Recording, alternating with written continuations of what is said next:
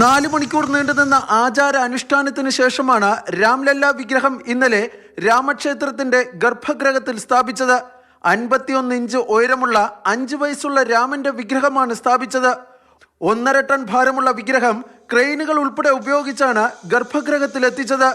മൈസൂർ സ്വദേശിയായ ശില്പി അരുൺ യോഗിരാജ് കൃഷ്ണശീലയിലാണ് വിഗ്രഹം തീർത്തത്. വിഗ്രഹത്തിന്റെ ആദ്യ പൂജ ഇന്നലെ നടന്നു. പ്രതിഷ്ഠയ്ക്ക് മുന്നോടിയായുള്ള അഭിഷേകങ്ങൾ ഇന്ന് ആരംഭിച്ചു. അരി, പൂവ്, ഔഷധം, പാൽ, വെള്ളം എന്നിവയിൽ പ്രാണപ്രതിഷ്ഠയ്ക്ക് മുമ്പായി അഭിഷേകങ്ങൾ നടത്തും. സരയൂ നദിയിൽ നിന്ന് കലശങ്ങളിൽ ശേഖരിച്ച ജലത്തിനു പുറമെ നേപ്പാളിലെ പുണ്യനദികളിൽ നിന്നുള്ള ജലവും ഇന്ത്യയിലെ വിവിധ പുണ്യനദികളിലെ ജലവും ഉപയോഗിച്ചാണ് അഭിഷേകം. അയോധ്യയിൽ വർഷങ്ങളായി പൂജിച്ചു വരുന്ന രാംലല്ല വിഗ്രഹവും അടുത്ത ദിവസം പുതിയ ക്ഷേത്രത്തിലേക്ക് മാറ്റും.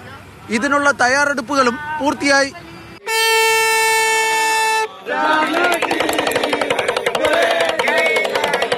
കേരളം ഉൾപ്പെടെയുള്ള വിവിധ സംസ്ഥാനങ്ങളിൽ നിന്ന് നിരവധി പേരാണ് രാമജന്മഭൂമിയിലേക്ക് എത്തിക്കൊണ്ടിരിക്കുന്നത്.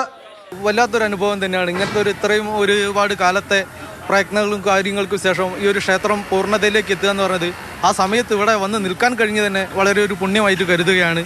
23-ാം തീയതി തൊഴാൻ വേണ്ടി നിൽക്കും, കഴിയും പറ്റുമെന്ന് വിചാരിക്കുന്നുണ്ട്. അത് കഴിഞ്ഞിട്ടേ യാത്ര തിരിച്ചിട്ടുള്ളൂ. പ്രാണപ്രതിഷ്ഠാ ചടങ്ങിന്റെ ഒരുക്കങ്ങൾ ഉത്തർപ്രദേശ് മുഖ്യമന്ത്രി യോഗി ആദിത്യനാഥ് വിലയിരുത്തി. ക്ഷേത്രത്തിലെ പൂജാരിമാർ, ട്രസ്റ്റ് അംഗങ്ങൾ ഉൾപ്പെടെയുള്ളവരുമായി യോഗി ആദിത്യനാഥ് ചർച്ച നടത്തി. ഇതിനിടെ സംശയാസ്പദമായ നിലയിൽ കണ്ട 3 പേരെ അയോധ്യയിൽ നിന്ന് ഉത്തർപ്രദേശ് ATS കസ്റ്റഡിയിലെടുത്തു. പ്രധാനമന്ത്രി നരേന്ദ്രമോദിയുടെ നേതൃത്വത്തിൽ നടക്കുന്ന പ്രാണപ്രതിഷ്ഠാ ചടങ്ങുകൾ ചരിത്ര സംഭവമാക്കി മാറ്റാനുള്ള ക്രമീകരണങ്ങളാണ് അയോധ്യയിൽ പുരോഗമിക്കുന്നത്.